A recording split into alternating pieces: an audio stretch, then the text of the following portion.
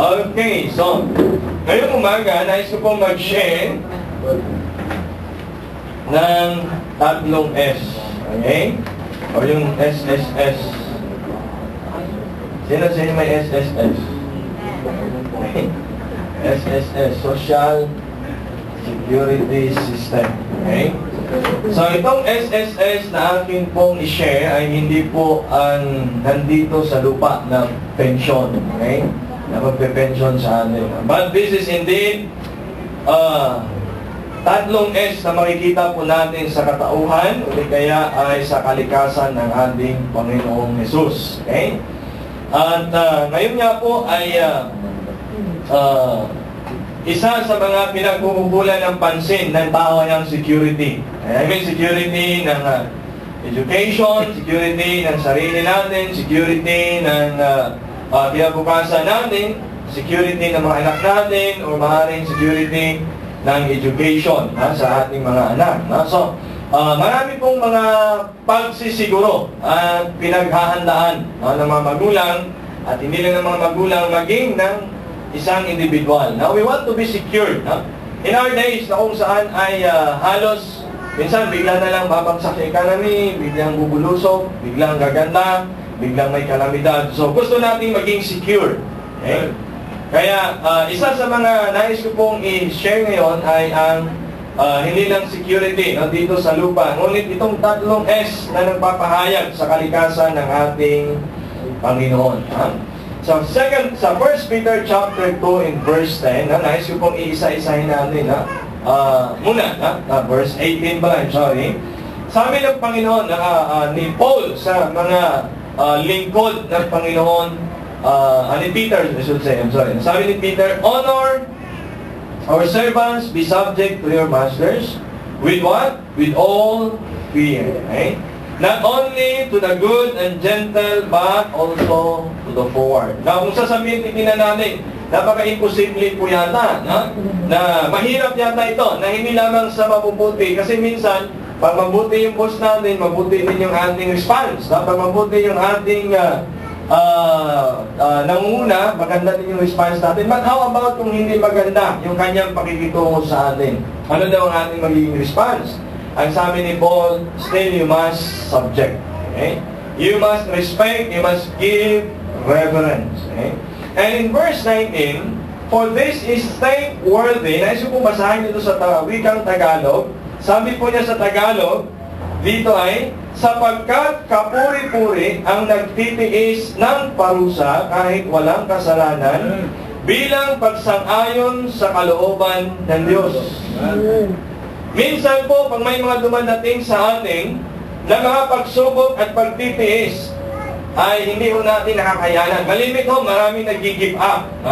At sasabihin, hindi ako worthy. I mean, hindi ako karapat-dapat na magtiis at magtyaga. Wala naman akong ginawang masama. Na wala naman akong kasalanan. Na kung dito siguro sa lupa, patungkol sa justice system, talagang masabi natin maraming agay. Di ba? Marami pong masasabi natin, hindi patas. Ako'y walang ginawa, ako'y hinukman, ako'y binigyan ng parusa na hindi ko kasalanan. Okay? So, pwede kang mag-appeal, okay? Sa kung saan, sa regional court, sa Supreme Court, okay? Sa Court of Appeal. Okay? So, marami kang pwedeng puntahan para humingi ng advice at para ikay panigan sa iyong mga hinaing. Okay? Ngunit pagdating sa paglilingkod sa Panginoon, ito pa rin nangyayari din. Sabi ni Pablo, may mga pagkakataon na kinakailangan nating magtiis kahit wala kang kasalanan. May mga pagsubok minsan na sabi, bakit ako pa? Out of many. Bakit ako pa? Hindi naman ako masyadong masama. Okay? Bakit ako pa? Hindi na lang sila. Sapagkat sila ay mas makasalanan kaysa sa akin.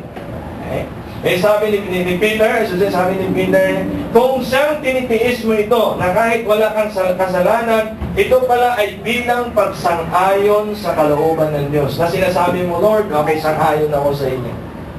May tiwala ako at alam ko kung ano ang ginagawa mo para sa akin. Okay? Hindi hulingin sa atin, meron tayong mga kapatiran, na bakit sabihin natin na physically, si Brother Ian, ano yan nandito? Ano bang kasalanan meron ka? Ano bang dahilan kung bakit ibinigay sa iyo ang pagsubok na yan. Ang pagtitiis o di kaya ang mga pagsubok na binibigay ng Panginoon sa atin, hindi po yan dahil sa meron tayong kasalanan. Ha?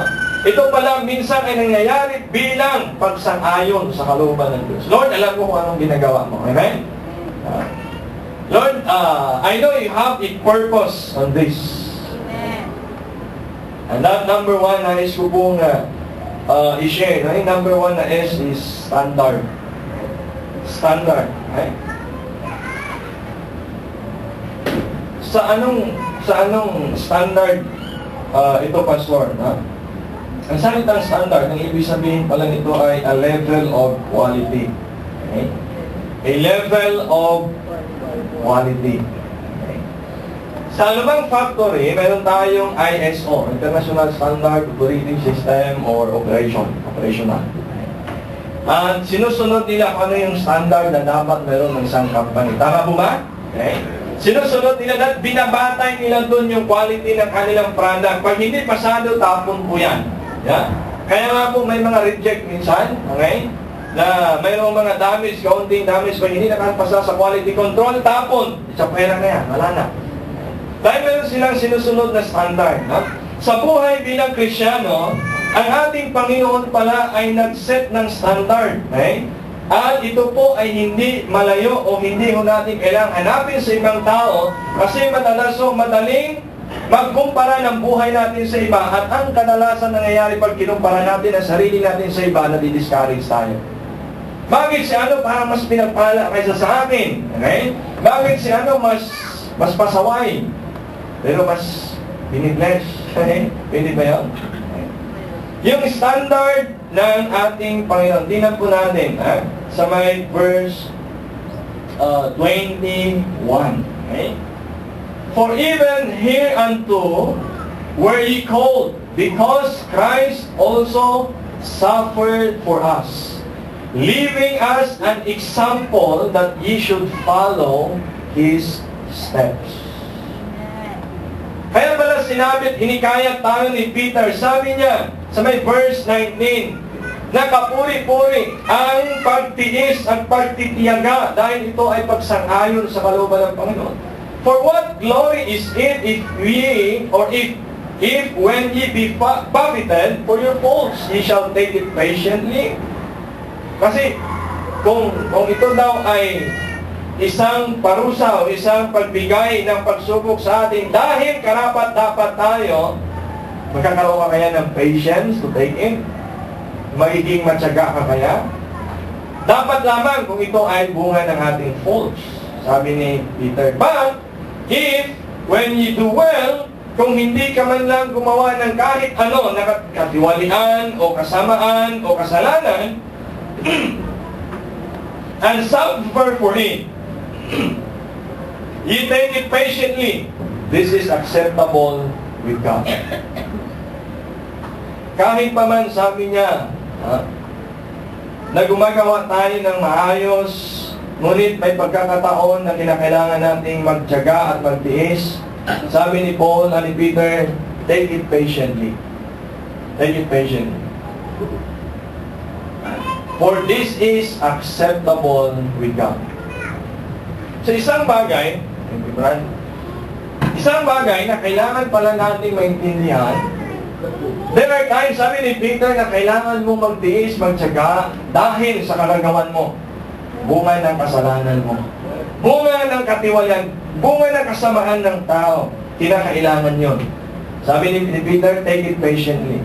But if time comes that you need to suffer, na wala kang kasalanan, wala kang kamalian, but you have to suffer, ang advice ni Peter, well, again, suffer patiently.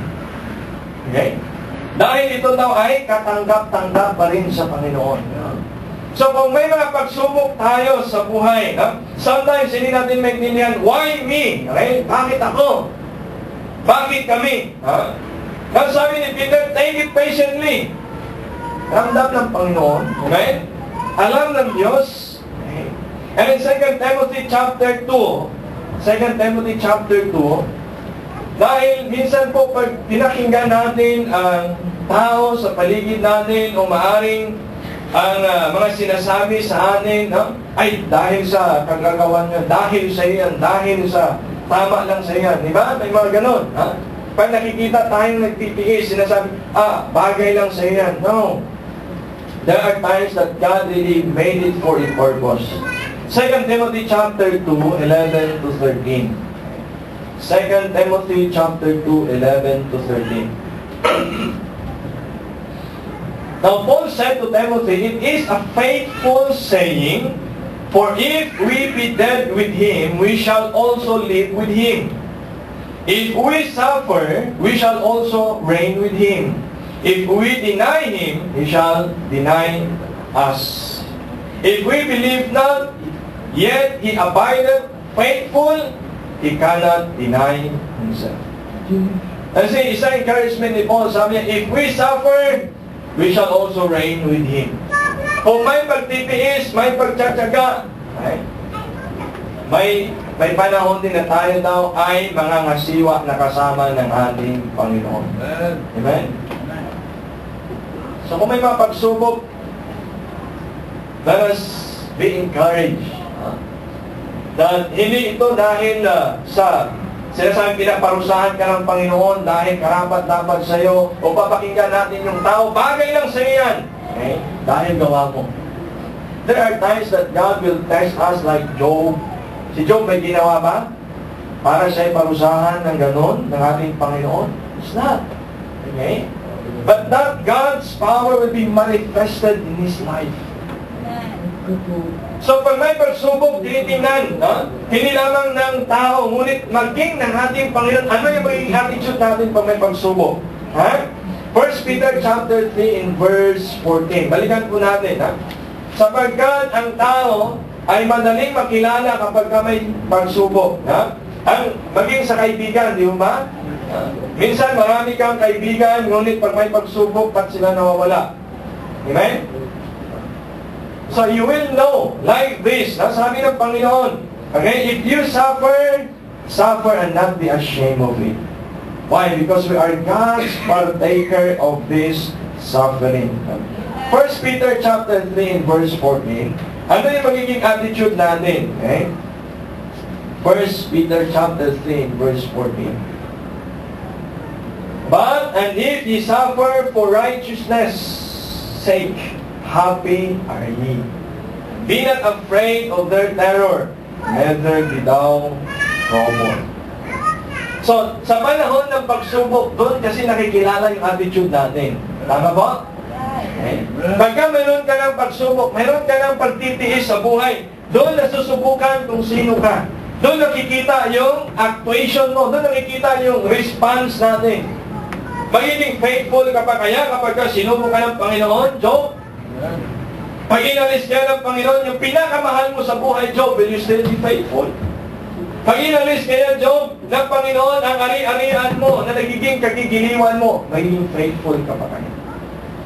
Now, kung ito'y nangyari kay Job, maaaring nangyari ito sa atin, sa iyo. Maaaring isang araw mangyayari sa iyo. Now, what will be your attitude towards suffering? When you say, sabi ng kaibigan ni Job, Job, you have been so faithful, but God test you, God trouble you. Curse God and die. Yung asawa niya, nagsabi mo. Yung kaibigan sa'yo, talikuran mo na yung Diyos mo. Maging yung asawa niya, sabi niya, curse God and die. Wow. So what has been his attitude? Job's attitude?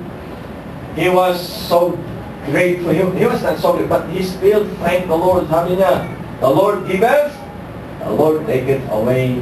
Blessed be the name of the Lord. Amen. Wow, what an attitude. Happy. Sabi ni Peter, right? You should be happy. Why? That proof that you are God's children or God's child. Suffer and not be ashamed. For God purposely made it for you, give it to you, dahil alam niyang makakaya mo. Amen? So, unti-tinan po natin, yung isang ipinakita, Jesus is our standard, standard of life, standard of Christian living. Okay? Why? Dahil siya din mismo ay naging patient sa pag-bear ng kanyang mga burdens. Kaya po sa may verse 21, binigyan tayo ng example ng because Christ also suffered for us. In-encourage tayo ni Peter na, okay, kailangan nyo maging matyaga. Kailangan nyo maging patient. Kailangan nyo mapagbata. Because Jesus also suffered. Amen? So when we have sufferings in life, it is not for us to turn away from God, but sana ito po ay maglapit pa sa ating Panginoon. And all the while, nakita po natin sa buhay ni Job, he lost everything that he had. His family, his friends, his possessions, everything. And he stayed. Hindi niya hinayaan na ma-shaken yung faith niya. Hindi niya hinayaan na ang mga nawalang bagay sa kanya ay magpalayo sa kanya sa Panginoon. Ano kaya ang pinakamahalaga sa atin ngayong araw? Ano yung pinakamahalaga sa atin?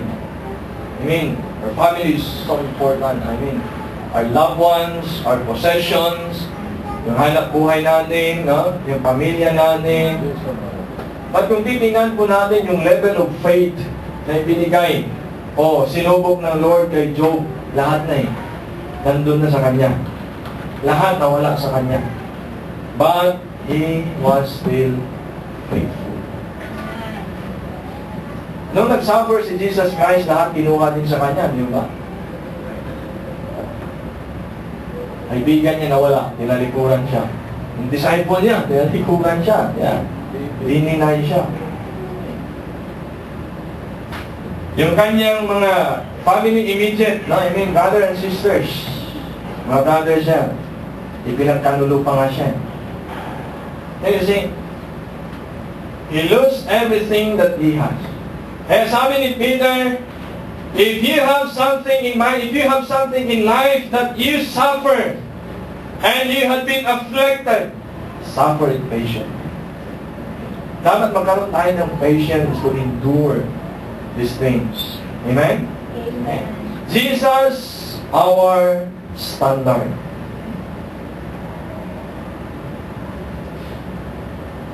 Verse 22, sabi niya, who did no sin, neither was God found in his mouth. Who when he was reviled not again. When he suffered, he threatened not, but committed himself to him that judgeth righteously. His suffering has been an example to us.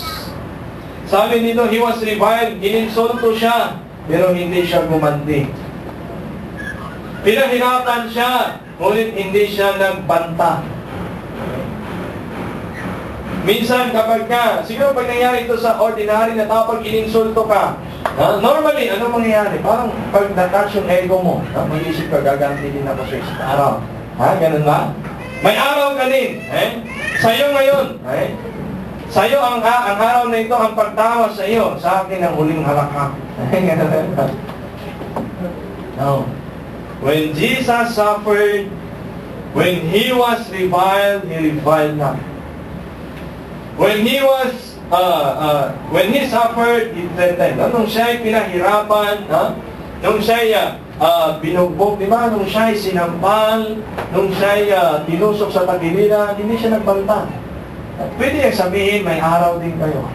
Meron akong 10,000 angels, papapatay ko kayo. No. He was a lamb na dinadala doon sa slaughter, never speak. And that is showing of complete trust to his Father. Amen? The same with Job. He was being threatened by his friend. He was left by his wife. But he threatened na, babawi din ako siya. No. Kasi, yung nawalan niyang kaibigan, after all, naging kaibigan niya ulit. Yung asawa na nag-curse sa kanya, ay nagtalikod sa kanya, ay na-restore, na-revive. So, nakita ko kay Job, he hold no bitterness in his heart. That's why God loves him so much. Amen? Okay. God loves him so much. So our standard is none other than Jesus. Kung tayo po ay magpapatuloy, now let us do it patiently. Okay? One step at a time. Huwag natin madaliin. Amen? One step at a time. For Jesus suffered himself. He suffered himself. I mean, he bare the cross for us. And he suffered patiently. I want to encourage you today that as we serve God, let us look at him as our standard of service. That he bare the cross patiently. So kung mayroon tayong pagsubok sa buhay, let us take it patiently. Amen? God never moves without purpose or plan. Amen? When trying his servants and molding man. See? So, it is he who knows our path better than we know. Suffer it with patience. There was a taxi driver na nabasa ko sa isang article. Ito ay taxi driver sa New York. And mayroon tumawag sa kanya para pick upin sa isang bahay. Nung dumating siya doon, walang katao-tao. And then, nabusina siya. Nung siya nabusina, wala man lang nabukas ng bintana, nagbusina ulit siya, wala man lang response. So sabi niya, baka siya ay, parang inuto o tripping. Kaya gusto niya nang umalis. Bago siya umalis, sabi niya, pwede kayang katukin muna, no? Ito, patiently, right? So siya, kinatok niya, and then nung binuksan niya, meron isang, nasa mid-80-year-old na lady, single mag-isa. Nung tinignan niyo yung paligid, wala man lang ka-decoration, wala man lang walang evidence na mayroong nakatira doon sa bahay na yun. Yun pala ay umuwi lang doon yung old lady para may kunin doon sa kanyang bahay. And then sabi niya sa taxi driver, can you wait for me a minute? Kukunin ko lang yung suitcase ko, kinuha niya yung suitcase niya. And then pagdating doon sa pintuan, ay sabi ng taxi driver, okay madam, ako na po ang bibit-bit niya. Okay? And then pagdating sa taxi, binalikan pa rin niya kasi medyo mataas pa may mga hagdan. And then inalalayan niya yung lady. And then dinala doon sa kanyang taxi. For him, that was his last shift sa taxi kasi shifting. Okay? So, all the way, nung nagkukwento na yung old lady sa kanya, ng kanyang talang buhay at kung saan siya pupunta, sabi ng taxi driver, Madam, ma'am, wala pong shortcut itong lugar na pupuntahan natin. So in short, naintindihan ng matanda na walang shortcut, yung sabihin mas lalaki yung kanyang babayaran ay sa meter. So sabi ng old lady, okay, I understand son, but just take me into that place. Okay? So maya-maya, sabi ng habang sila ay nagbiyahe, tinuturo ng old lady, sabi niya, yan yung tahanan namin nung ako'y may asawa pa. Diyan kami nakatira for how many years? Huh? And then, dumaan sila sa plaza, nakita nila yung isang theater, sabi niya, diyan kami nagsasayaw noon ng ballroom. Okay? And then, nung siya nakadaan doon sa may municipal hall, sabi niya, hinto muna. Okay, tuturo ko sa iyo yung aking opisina. Diyan ako nag-opisina. And then, yung taxi driver, parang yung kanyang interest wala na doon sa, okay, magsisip pa ako, papahinga pa ako, no? So, habang nagbibiyahe sila, pinatay nila yung meter. Hanggang sa, nakadaan sila sa isang bridge. Sabi niya, alam mo itong ilog na ito dati? Okay? Ito ay napakasaganan sa isda. Ito ay napakagandang pasyalan. Ngunit ngayon, puro na mga oil tanker ang nakadaan. So, the old lady is trying to connect with him. At first, wala siyang interest. Ngunit bandang huli, sabi niya, ma'am, ano pa po yung mga experiences? Ano pa po yung mga nakikita yung mga landmark dito kung saan ay very familiar sa inyo? Then after all, nakarating sila doon sa lugar. Nagkusina siya at nakita niya yung dalawa pang old lady na nandun na parang waring nakaabang na sa kanya. Okay? And then, he opened his car, kinuha dun sa trunk, yung dala, binibin, and then, binigay dun sa may tahanan. Dun sa, yan pala ay home for aged. And then yung taxi driver ay bumalik sa kanya ng taxi. Yung siya paalis, tinawag siya ng babae. Sabi niya, magkano yung bill ko? Magkano yung babayaran ko? Sabi niya, wala na po. Libre na po kayo. Mayroon po kayong itinuro sa akin ngayon na hindi ko makakalimutan sa talambuhay. Ano yun? Patience. Patience, amen?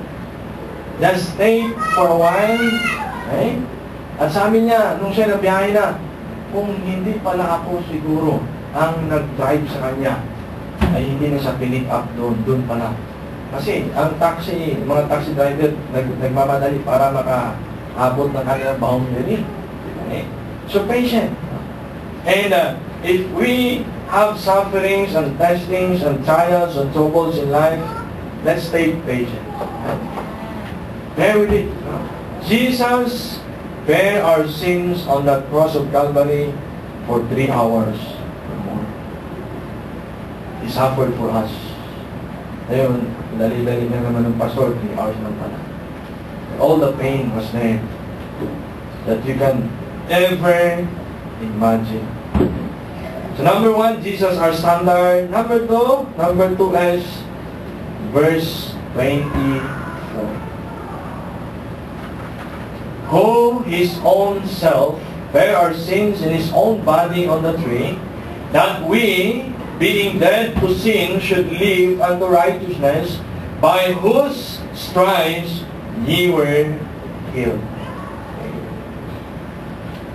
Dito po, ang nakikita ko ay He is our substitute. Jesus, our substitute. Una, ipinakita niya yung standard ng buhay na dapat meron tayong mga Kristyano. Ang mapagbata, mapagtiis, and take it patiently. And then now again, He showed us His love. He informed us that He took the place that we must. He is our substitute. In His own self, He bare our sins on that tree. 2,000 years ago, noong ang ating Panginoon ay ipinako sa cross ng Kalbaryo, mga kapatid, yung ating past, present, and future sins has been paid. Amen? Yeah. He took it by Himself. Substitute means one that takes the place of another. Na-instead na ikaw at ako ang karapat-dapat doon. He took that place. He bare our sins. Pastor, hindi pa ako pinanganak noon. Ay? Wala bang kinalaman yung kasalanan ko noon? No. The past, the present, and the future sins has been paid in that cross. For every one in the cross, for every American, for every Chinese, Japanese, and all nations, that sin has been paid in 2,000. And He buried by Himself. But who He was? Bakit siya po ba ay worthy? Para siya ay ipako doon. In verse 22, it says, who did no sin? Wala siyang kasalanan, nor guile was found in Him. He was a perfect man. But He died for our cause. Well, I think that we heard of a saying that a Filipino is worth dying for. Amen? A very familiar phrase. Filipino is worth dying for. But as we can see, sa nangyayari po sa ating paligid at ating government ngayon, I think, it is not. Now let us encourage ourselves that we are worth dying for by our Lord. Amen? Na sana'y magiging karapat-dapat tayong Kristyano na bigyan ng buhay ng isang Diyos, isang tao, no? Sa katauhan ng ating Panginoong Jesus who died on the cross of Calvary. Ito po yung kanyang sinabi sa John 15:13. If you have your Bible, please, John chapter 15 and verse 13. Greater love hath no man than this, that a man will lay down his life for his friends. Wala nang pinakadakilang pag-ibig kagaya nito, na ang isang nilalang ay magbibigay ng kanyang buhay sa kanyang mga kaibigan. See? Isn't it wonderful that God wants to treat you and I as His friend? Amen? Amen. And that has been reconciled through His blood on the cross of Calvary 2,000 years ago. Yun yung paghahangad ng Panginoon. Sabi niya, there's no love compared than my love to you.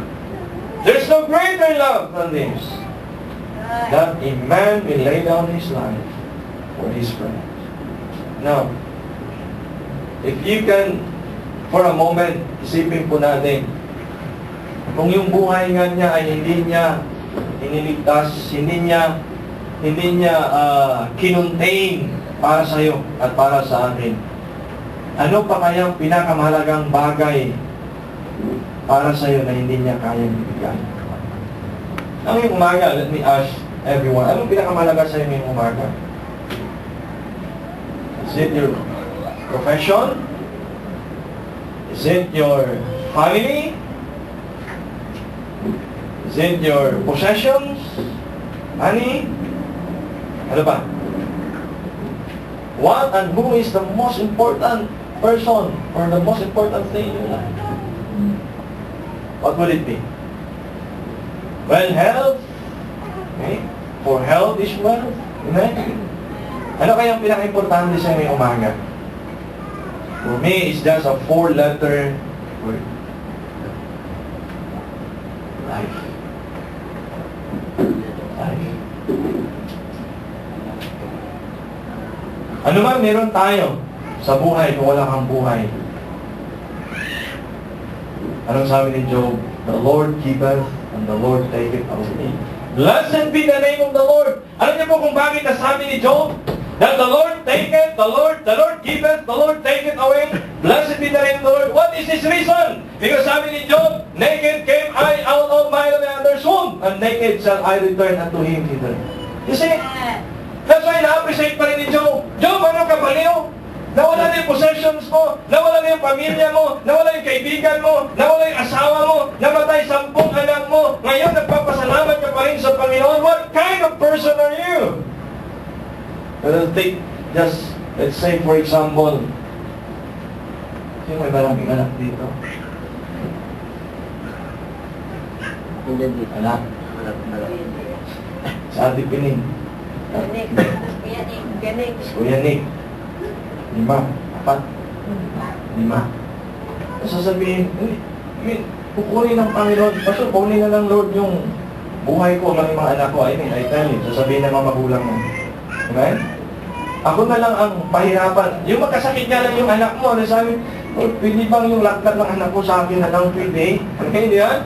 Kapag may sakit yung mga anak natin, gusto natin, no? Di ba? Ako na lang pwede. Pwede natin, kaya natin ibigay buhay natin, gusto natin ibigay buhay natin sa kanila. Just for them to restore that health. See? Yan yung pinaka-importante sa atin. But what if isang araw, sabi, kinuha ng Lord, lahat ng anak ni Kuya Nick, tapos sabihin ng Panginoon ni Kuya Nick, blessed be the name of the Lord, Amen. O sasabihin ng mga kamag-anak, nasiraan na ng bait si Kuya Nick. See? I mean, really. I mean, in reality. Nakita sa atin Pining, eh? Kinuha na ng dalawa, di ba? Ano sino? Palakuha na. So, mawala yung 3 mong anak. Tapos makita na si Ate Pining, Amen. Blessed be the name of the Lord. Sasabihin ko, Roy, nasisirahan ka na ba ka? The church, but Job he understand that God made it purposely. He understand that he has to take it patiently. Now again, bakit ko binabalikan ito? Nasa substitute na tayo, tingnan niyo po. Kung si Job, naintindihan niya na yung lahat na yon ay kalooban ng Panginoon, anong ipinalit ng Panginoon? Dubli, di ba? Dubli lahat. Dubli lahat. Amen? After all his possessions had been given twice of what he had. Yung anak niya lang, hindi dinublit asawa. Yan. 10. Pero yung pagkaganda, pagkagwapo na ipinalit twice. Amen? Wow. Kung ang Panginoon po natin, ay naibigay niya yung buhay niya sa pinaka-importante para sa ating lahat, ay pinaka-importante sa atin, I believe it's your life. Kaya ginagawa natin lahat para bumaba buhay natin, di ba? Exercise, kain, diet, di ba? Pero kapag ka may tilapia ka pala, wala nang diet. Barbecue, walang diet sila. Okay? Kaya kagabi, nakaramdam ako ng pamamanhid. Si Kuya nagsabi manhid na tumamaya tuhod natin. Wow. Now we try to live a life longer. Tingnan po natin kung ang buhay ni Jesus Christ ay binigay niya para sa iyo. Sa pinaka-importante para sa iyo. For me, the most important is my life. Amen? Amen. Because if I have my life, then I can serve God more. So our life is so much important. Now think about it for a moment. Kung ang pinakamahalaga para sa iyo ay ibinigay ng Lord. I mean, kasi dapat itong sarili, itong kaluluwa natin na nagbibigay buhay sa atin. Ang bayad ng kasalanan ng ating kaluluwa ay sa impyerno. So lahat tayo pupunta sa impyerno. Yet, Jesus gave His life for us to have eternal life. Amen? Now, think about it for a moment. Kung ang buhay niya ay binigay niya para sa pinaka-importanting bagay sa atin, ano pa kaya yung mga pangangailangan natin on a daily basis? Amen? Amen? Amen? Sometimes, parang nagdadalawang isip pa tayo. Now, think about it for a moment. Kung ang pinaka-importante sa'yo, which is your life, which is my life, ay kayang palitan ng Panginoon doon sa krus ng Kalbaryo just for you to have eternal life and for me to have eternal life, ano pa kayong mga bagay na nawawala? Ano pa kayong mga temporary na bagay sa buhay natin? Hindi kaya niya kayang ibigay. Amen.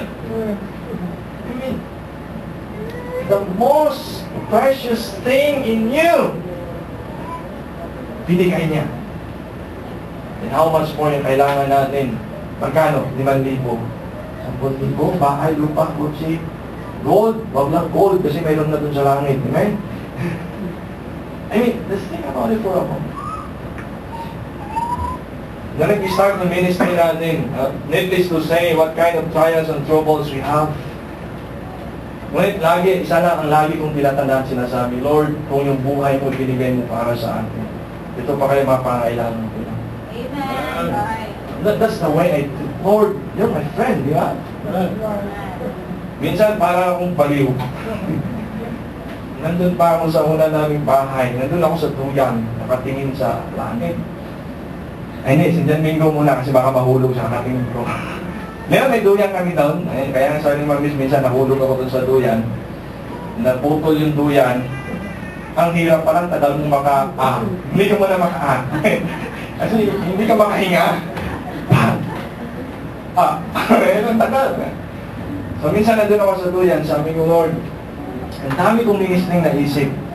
School ministry, feeding ministry, outreach ministry, and all these things, ang dami kong iniisip. Sabi ko, pero walang money. Sabi ko, yung buhay mo, binigay mo para sa amin, ito na kayong perang kailangan ko. Right. Kaya. Then sometimes, nandun ako sa church, yung building natin ginagamit doon sa loob ng Royal Palm. I would sit down doon sa may catering ng church. O kita mo, binigay ng Panginoon, napakalaki, hindi mapuno. Hindi mapuno-puno. Hanggang sa, sabi ko, if you had been willing to give your life as a substitute for my life, which is eternal, ano pa kaya yung mga temporal na bagay dito sa mundo? Because you're the owner. You own thousands of cattle. You own silver and gold. Isn't it wonderful to serve God? Amen? Amen. He is our substitute. He gave His life for His friend. He laid down His life for His friends. Mayroon pang isang quote that is so familiar, I believe, for some of you. Sabi niya, live for nothing or die for something. Alam niyo yun? Live for nothing or die for something. And that is what exactly happened and what Jesus did. He died for something. Now, i-allow ba natin na namatay Panginoon sa atin tapos wala man lang siyang konsuelo sa atin? Namatay siya para sa iyo, namatay siya para sa akin tapos wala man lang siyang pakinabang sa akin? Amen? Now we think of it. Let's think about it. Ibinigay niya yung kanyang buhay, no? He suffered the pain, He endured the pain, He took it patiently on the cross of Calvary. Tapos wala tayong ibabalik. He substituted the penalty of our sins. He died for it. And let's think about how can we do something for Him. David said, "What shall I render unto the Lord for all His benefits towards me?" Amen? Now think of what you can do. 1 Peter chapter 1 verse 19. Tingnan mo na, 1 Peter chapter 1 in verse 19. But with the precious blood of Christ, as of a lamb without blemish and spot. Yun po yung halaga natin. Ang naging halaga po natin ay ang mahal na dugo ni Kristo. Hindi po tayo worthless. Hindi po tayo poor. I mean, we are so precious. Kung titingnan po natin yung katabi natin sabihin, anong halaga mo? Tingnan mo nga kung anong halaga niya. Well, isa siyang nanay. Napakahalaga ng nanay. Anong halaga mo? Kapatid, katabi kita, isa kang tatay, ano? Kailan nga ba? Okay. Mahalaga ka kasi tatay ka, you have to lead your family. Amen? Ayun, katabi ko isang young people. Ano kaya halaga mo? Wala ka ng pasaway, wala kang pakinabang sa bahay. And you can do something. Have worth, not worthless. Because God has given the precious blood of Him for you. Mahalaga tayo. Amen? Chapter 2 in verse 22, tinan niyo po. Balikan po natin. No? Yung ibinigay niya para sa atin, gaano kahalaga? Isang dugo na walang kasalanan. Dugo na walang kasalanan. Amen? Buhay na matuwid. Alam niyo ba kung gaano kahirap? Ay, sabihin, gaano kaya ka halaga yun? Napakahalaga. Bakit? Ang mamuhay sa isang araw na hindi magkasala, napakahirap. Amen? Amen. Sikapin nyo na isang araw lang, hindi ka gagawa ng kasalanan. O, sa talang buhay mo kaya meron? Pagkagising mo pa lang. Pagpikit mo sa gabi. Amen, napakahirap. So you see, napakamahalaga ang halaga ng buhay natin na kung saan ay pinalitan ng Panginoon. I mean, He substituted it. Okay? 1 John chapter 3 in verse 5. Okay? 1 John chapter 3 in verse 5. Yan po, isa pa. Verse 5, and we know that He was manifested to take away our sins, and in Him is no sin. Siya daw po ay ipinahayag sa atin upang mag-alis ng ating kasalanan. Kasi, yung purpose ng kanyang existence, yung kanyang kapanganakan, yung kanyang buhay, hindi lang yung kapanganakan niya. Madali ipanganak, okay, tapos na. Pero yung mabuhay sa loob ng 33 years old without spot, without sin, is quite so hard. Amen? But He manifested to take away our sins, and in Him is no sin. He came to take our place on the Calvary. Ngayong umaga po, it is not our religion, it is not our good works, it is not our money, it is not our degree, it is not our possessions that could take away our sins, it is Jesus. Amen? He alone substituted our place to pay for the penalty of our sin. So ngayong umaga, let us embrace Him. Amen? Let's embrace Him. Let's embrace Jesus. Okay? Kasi nakakalungkot, na minsan, madalas napapahalagahan natin ang mga bagay kaysa sa Kanya. Amen? Napapahalagahan natin ang personal na ambisyon, personal na pangarap natin, personal na pagnanais natin instead sa Kanya. How sad? For Jesus wants to take away our place. Hindi lang dun sa cross of Calvary. He is our friend, isn't it? Isn't He? Amen? He is our friend. And a friend loved at all times. Amen? You see, if He is our friend, and He loved us at all times, don't hesitate to come to Him and ask. Yan po yung disenyo ng Panginoon. Okay? I take away your sin because I want to have fellowship with you. And now I'm your friend. I want you to recognize my presence every day. He came to take our place. Number 3. Yes. Number 1, Jesus our standard. Number 2, Jesus our substitute. And number 3, Jesus our shepherd. Tingnan po natin may verse 25. For ye were as sheep going astray, but are now returned unto the shepherd and bishop of your soul. Wow. I like this verse. Huh?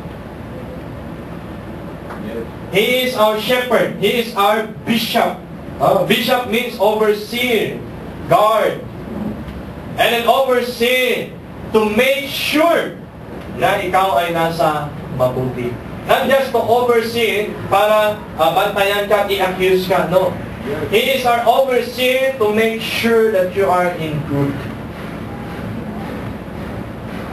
Alam naman po natin kung anong karakteristik ng sheep. Tayo daw po ay mga sheep, mga tupa. Alam naman natin ang tupa. Isang karakteristik ng tupa. Di ba siya nearsighted? Okay? At ang tupa lang ang katangi-tanging hayop na kung saan hindi kailangan itaboy, ngunit kailangan paunahan. Okay? Hindi mo kailangan paluin pa, itaboy na kayo. Hindi, papangunahan mo. Okay? So yun po yung karakteristik ng tupa. And God said, and He said that we are as a sheep going astray. And that we need a shepherd, a bishop. We need him. We need somebody to lead us. We need Him. In John chapter 10, verse 27. Okay? Tira po na sa John chapter 10, verse 27. Ito po kagandahan sa ating Panginoon. Kung ang Panginoon po ay ating shepherd, okay? John chapter 10, in verse 27. Sabi po niya dito sa may verse 27, my sheep hear my voice, and I know them, and they follow me. Now, Nehemiah sabi niya, I know them. My sheep hear my voice. Tayo daw ay tupa. At sabi ng Panginoon, kung tupa ko sa'yo, nakikinig. Nakikinig ba tayo? Amen? Nakikinig tayo sa Kanya? Amen? Paano, Pastor? Hindi naman nagsasalita ang Panginoon. If His Word has been preached, has been preached, if His Word is there for you to read and learn, are you listening? Sabi ng Lord, I know them. This is something that amazed me. Na kahit daw ang bilang ng buhok natin ay alam niya. Amen. Tama po? Amen. Ganun. Kung titingnan na sabi ng I know them. The word here to know them is not just I know your name. Not just I know your face, I can recognize your face. But the word here know is I know every detail of your life. Kailan ka pinanganak? Anong paborito mo? Yan, di ba? Madalas nangyayari, anong paborito kaya niyang kulay? Ano yung paborito niyang chocolate? Yung brown, dark, or light? Inaalam natin. Di ba kapag ka meron kang gusto, o meron kang gustong ibigay sa mga mahal mo sa bahay, alam mo kung ano yung gusto. Kung mahal mo isang tao, inaalam mo kung ano yung gusto. Amen? Hindi nga po, amen? Now, ang Panginoon po natin napaka-interesado sa amin na alam niya ang bawat kilos natin. Kilala niya. Ay, sabi, I know them! I know their voice. I know what color yung gusto. I know what kind of life meron ka. He knows it. Why? Because He is interested. Hindi na mong sabihin na walang balikes. No? Jesus is interested in you. Yeah. That's why He said, I know you. I know them. God is interested in you and in your life. Yeah. Ang kagandahan dito, sabi niya, Sa may verse 29. My Father, in verse 28, I give unto them eternal life, and they shall never perish, neither shall any man pluck them out of my hand. Oh. Kasi ito'y promisa ng Panginoon. Ha? Nobody can take you away from my hand. Isang response, dalawang response pala nakita kong napaka-importante dito. Doon sa sheep. Number one sa my verse 27. My sheep hear my voice. Unang response, nakikinig. Okay? Nakikinig. Yung sheep. Pangalawa, and they follow me. Kung nakikinig tayo po'y sumunod. Amen? Kaya hindi natin siya masusunod at hindi tayo makapagsunod sa Kanya dahil hindi tayo nakikinig. Okay? For some reason, this must be a urgent reply. Okay? Kung nakikinig ay susunod. Action. It takes action. Amen? So I know that God is interested, no? Sa iyo, sa amin, sa ating buhay, sa iyong mga care and concerns in life, He is interested. He is so much interested. Psalms chapter 23. Very familiar verse sa ating lahat. Psalms chapter 23.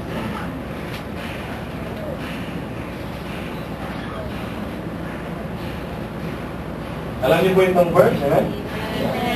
Sabi ni David, the Lord is my shepherd, I shall not want. He maketh me to lie down in green pastures, He leadeth me beside still waters. Bakit mahalaga na alam natin na ang Panginoon ay ating shepherd?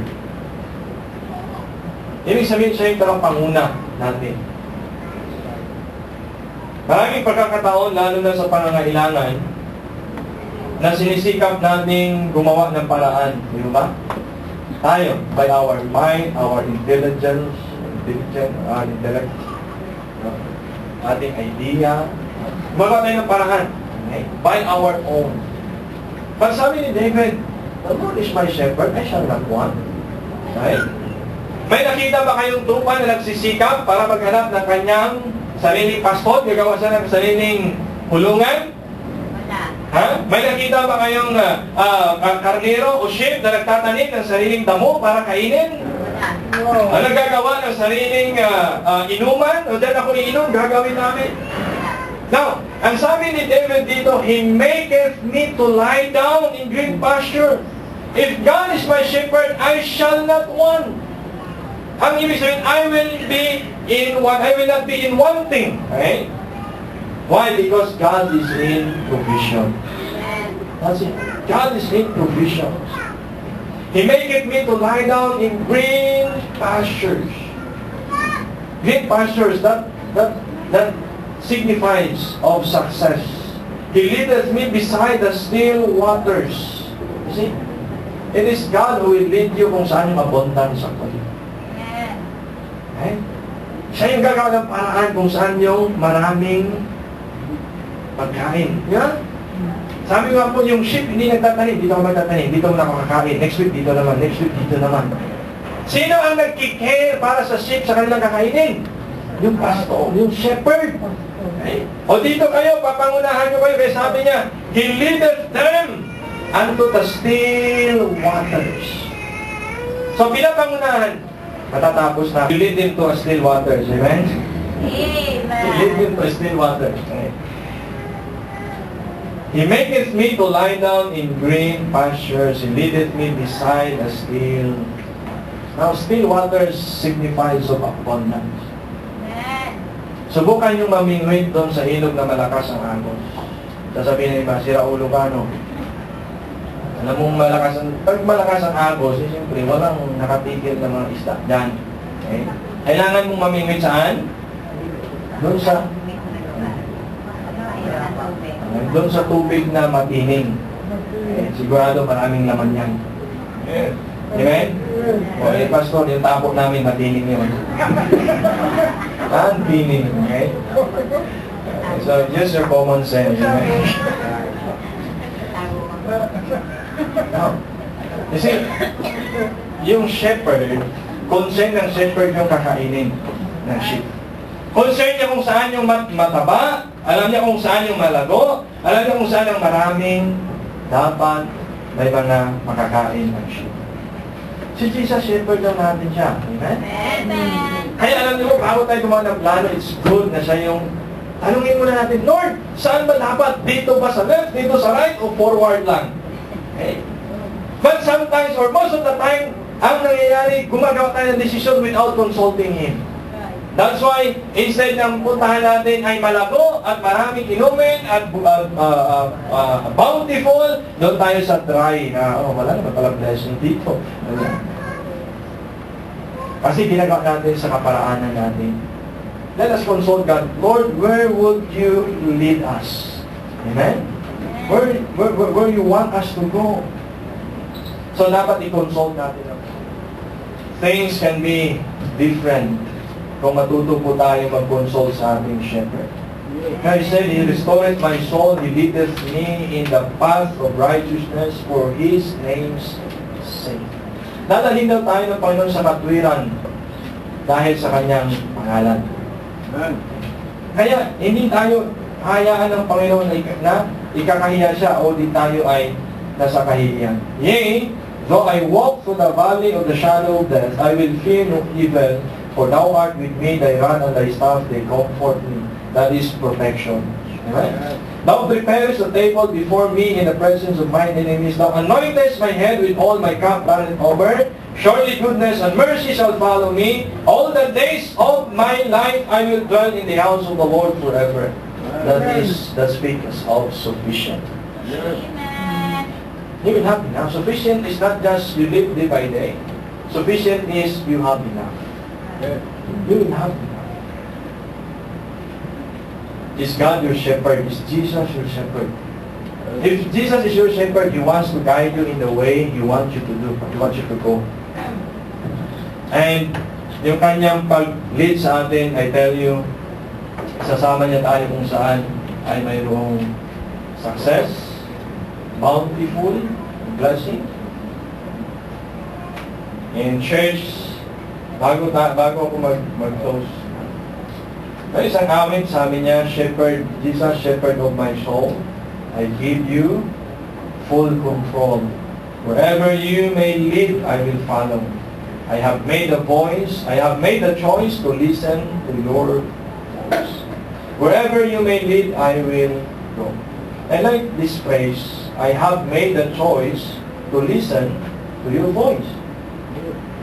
Hindi niya sinabi, I made a choice to do whatever I want. But ang pinili ko ay ang pakinggan ng boses ko. Oh, that's nice, eh? Kaya sabi ko, my sheep, they hear my voice. Because every day, nais ng Panginoon magbigay ng instruction sa atin. Kaso, amen? Ayaw mong makinig. Nire-remind ka, ayaw mong pakinggan. Napakinggan mo, ayaw mong sundin. Ninineglect mo, and you want to do it by your own way. You want to do it your own way. Kaya you did it your way. Right. God wants to speak, God wants to say something, but you are not ready to listen. He wants to lead you into something which is better. Ngayon, hindi mo alam yung direction. Why? You're not listening. Sabi niya, my sheep hear my voice and they follow me. Na wag lamang na napakinggan natin, but let us try to follow. One thing I learned